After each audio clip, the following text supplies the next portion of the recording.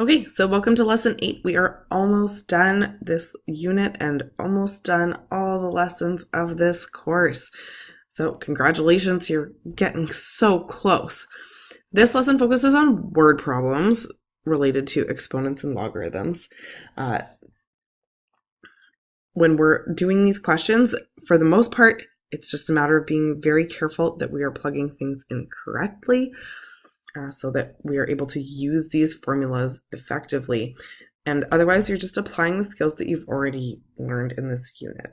So it might look really weird, it might be really wordy, but in the end, the math you're going to be doing is pretty much the same as everything you've done so far in this unit. So don't stress too hard about it.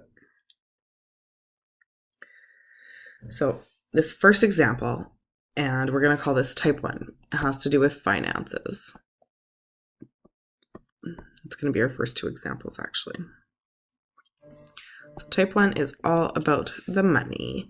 So we've got this formula here that looks at when I invest my money, how much am I going to end up with if I keep investing the same amount every month and I get a certain amount of interest that compounds in that same time period.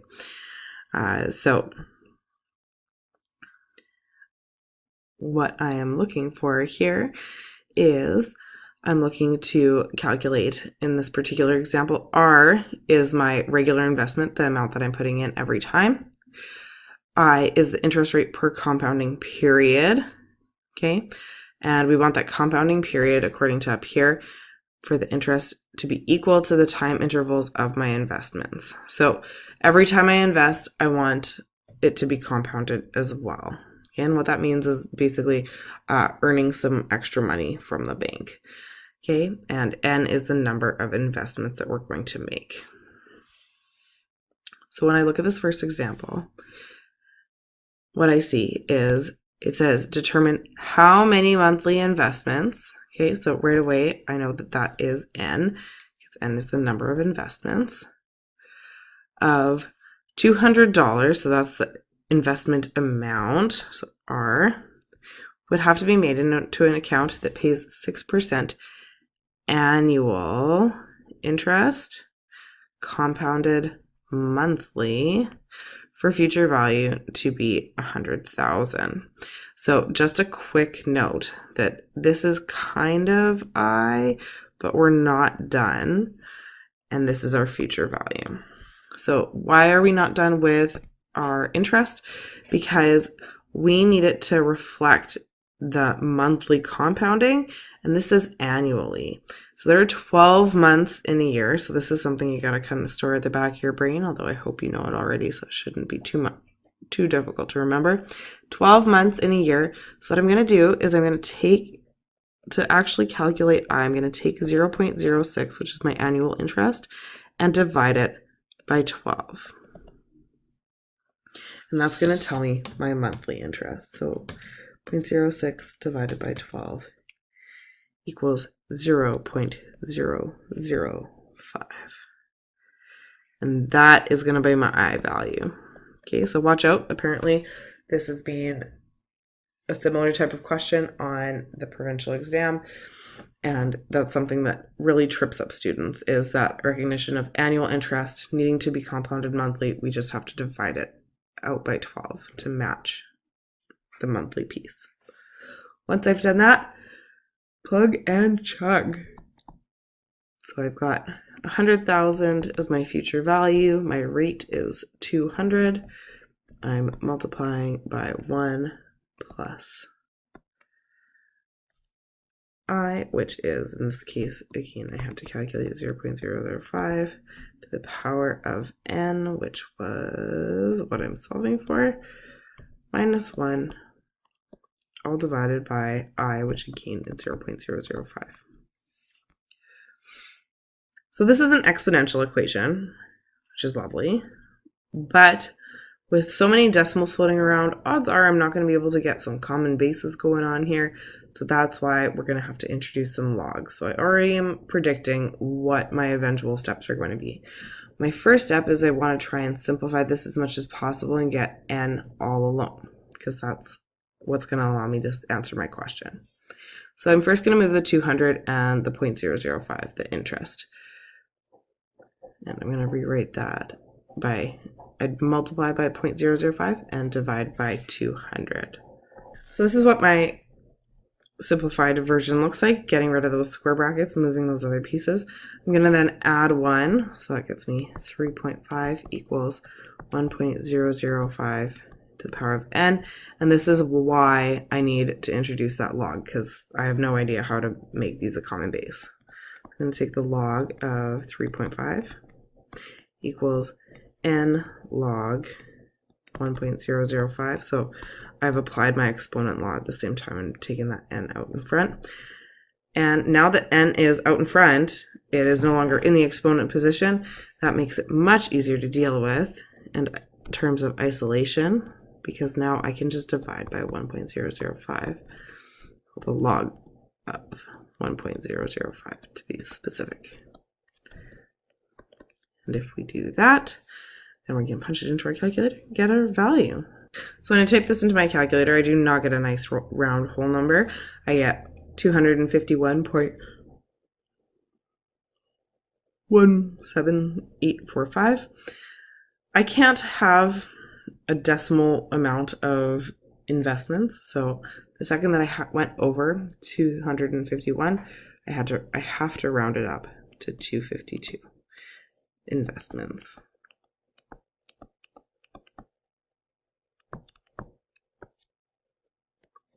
So that would be my solution.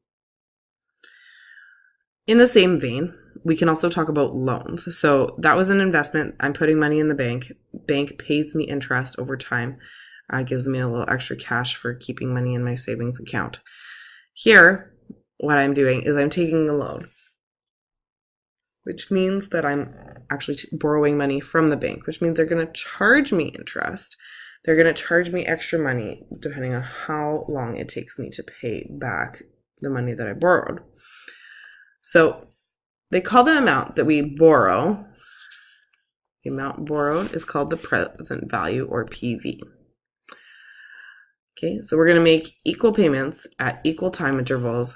Compounding period is equal to the time interval between pay periods. So all same caveats as before. We can use this formula here. So again, I need monthly interest to go with my monthly investments. That's basically what that's saying. So when I read this question, I'm going to again try and identify as much as I can right away. So present value, my R, I, and N represent the same thing. So R is how much I'm putting towards this. I is interest for the matching time period as my investments are kind of coming in, and N is just how many times am I going to have to pay. So person borrows $1,500 or $15,000. Sounds better. That is our present value. They can afford to pay $300, which is R, and this is per month. The loan will be repaid with equal monthly payments at 6% annually, compounded monthly. So again, I'm going to need to account for that kind of discrepancy between annual and monthly interest. Luckily, it's the same numbers as my previous example, so I know that when I punch this into my calculator, I'm going to get 0.005, and that's my I value. Finally, the question is asking how many payments, and so that is again asking for N. So we need to fill in this equation. We can plug and chug.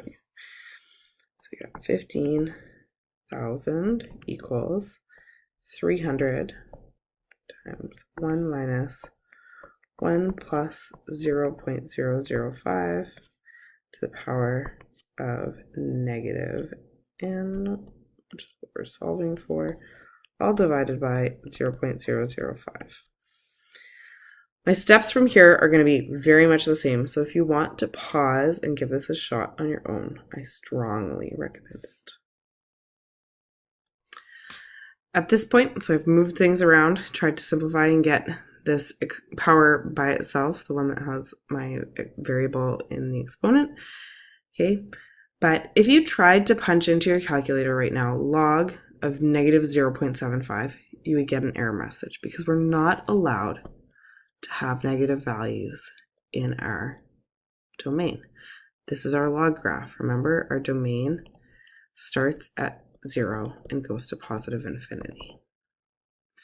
So we're not allowed negatives, but there's negatives on both sides, which means we can drop them or think about it as we're just flipping them onto opposite sides, adding it on both the sides, adding it on this side so that they end up on opposite side. Whatever way you want to think about it, those negatives can disappear because they're showing up on both sides. So I'm going to rewrite this as 0.75 equals 1.005 to the power of negative n. And I can take the log of both sides now. Again, I'm going to use my exponent law to bring this out in front. So I've got log of 0.75 equals negative n log 1.005. I can then divide by negative log of 1.005. To cancel that out, make the negative go away.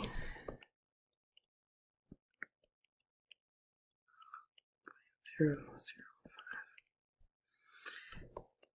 Now n is by itself. I just need to punch this into my calculator to get my answer. So what we see here is, I'm just going to add a couple more decimal places. That the number of payments would have to be 57.68, and so again we would round that up to 58 payments.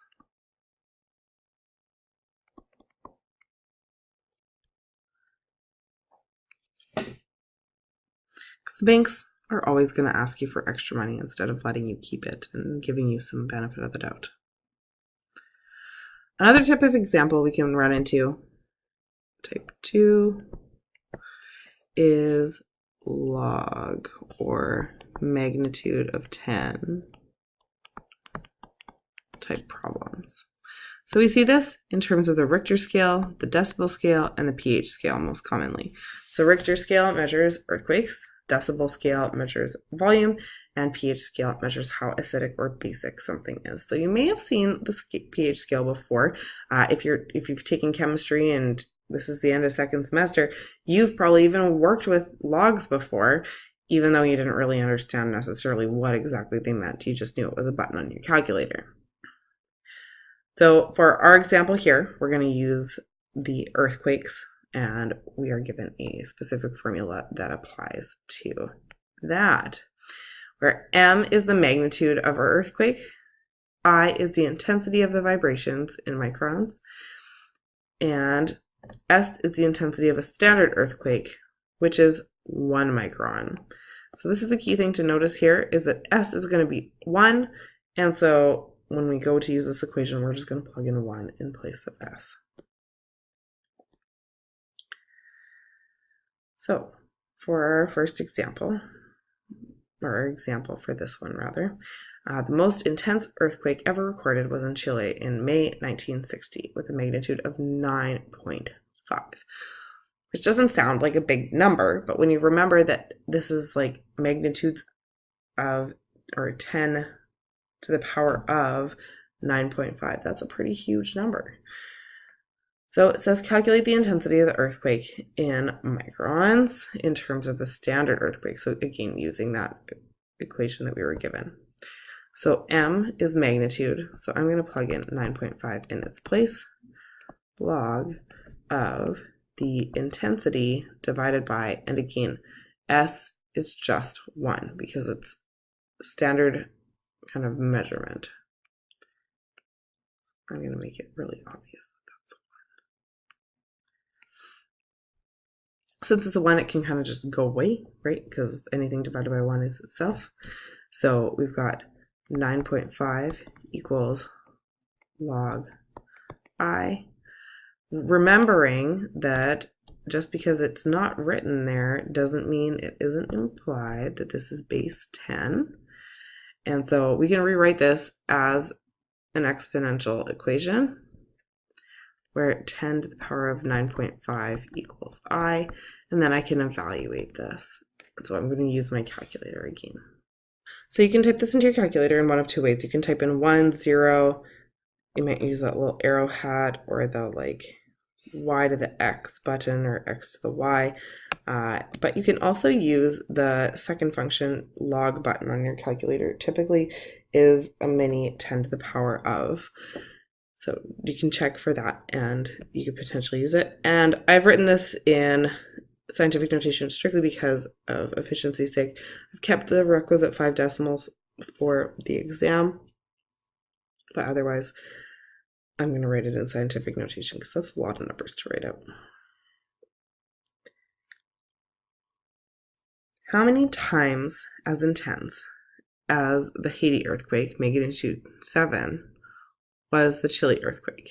Give the answer to the nearest whole number.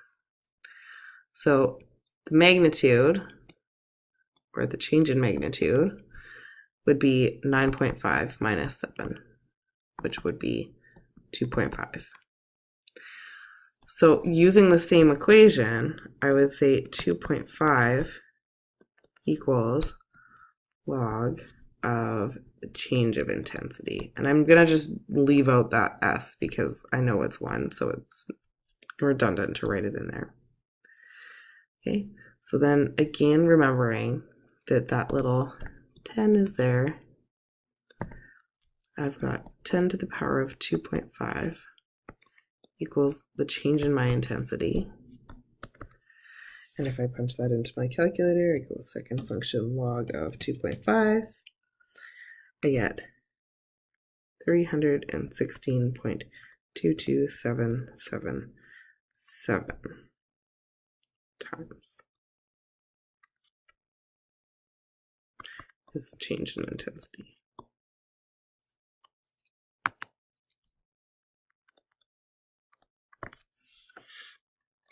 No, and it says to the nearest whole number, so make sure you read your questions carefully. 316 times. And we would say that it was less intense.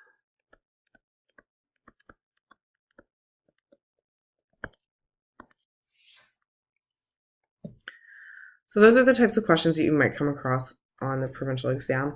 Have a look through some old exams, pull out some questions to try, and really watch out for, again, that dividing annual percent interest into monthly percent interest by 12.